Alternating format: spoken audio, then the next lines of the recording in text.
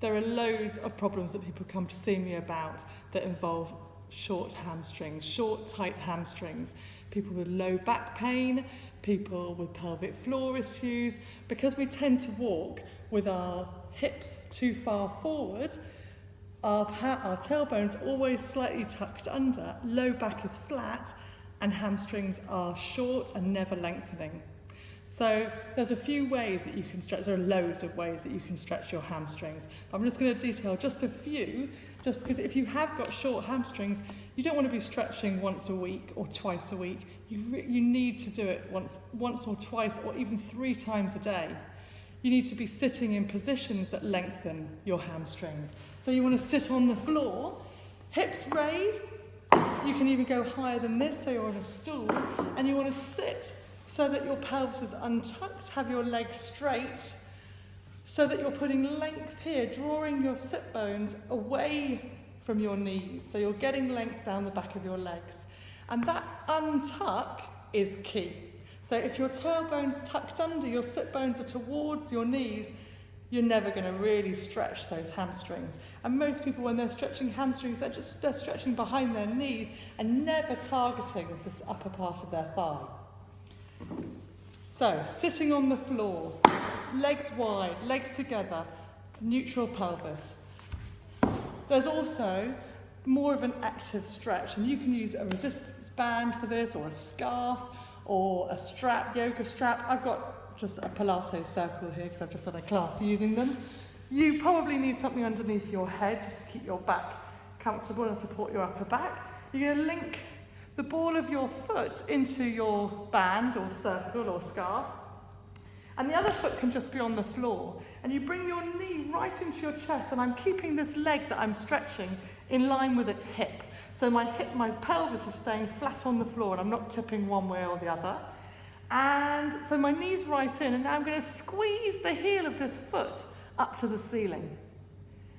Then I'm going to see, can I get an arch in my back? Can I drive my tailbone into the floor and lift my lower back off? So I'm exaggerating now so that you can see, but actually you just need to get a centimetre in there. And that will bring your leg further away from you.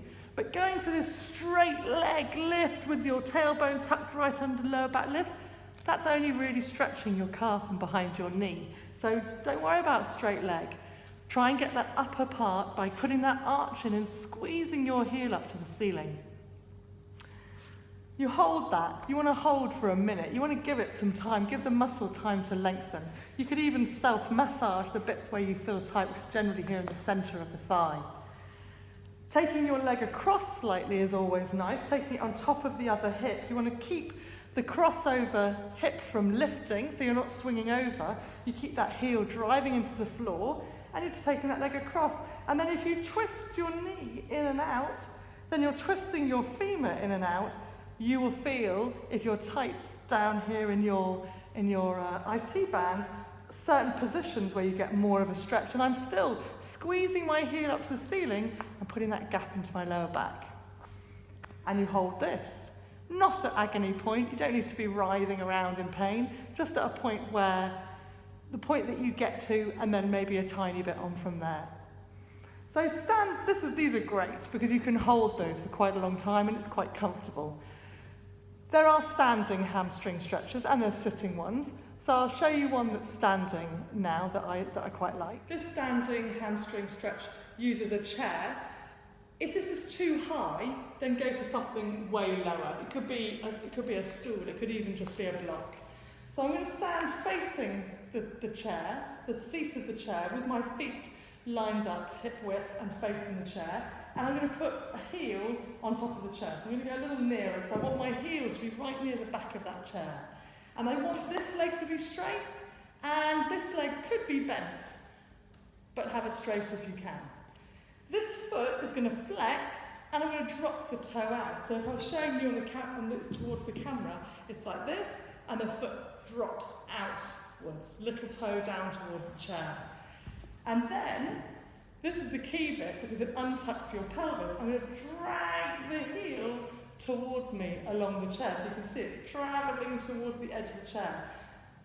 I don't need to fall forward now. I don't need to go into amazing forward fold, because just by dragging that heel back, I'm bringing this side of my pelvis back and therefore bringing the sit bone away from the knee again, away from the heel. If you can, you drop forward, but it's a drop, it's not a, you don't have to be feeling like the back of your leg's about to rip. And you hold this and breathe and try and put some relaxation into it. Try and put some ease rather than suffering into stretching. And I would do that for a minute on each leg. It's difficult there not to go into horror point, but just try and keep within it.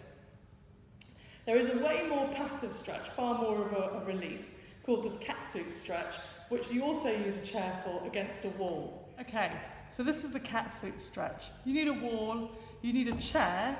If you find it getting really easy on the chair, go lower and use a stool or yoga block stacked up, or just one. You want to sit on the edge of your chair with the balls of your feet pushing against the wall, heels lined up with your hips, toes pointing up to the ceiling. You want straight legs, but if you can put a softness to that straightness, then do. And then all you're going to do is drop forward. You can see the chair's moving back slightly until I'm into the right position, and then I'm going to hold it here. And this is less of a stretch and more of a release.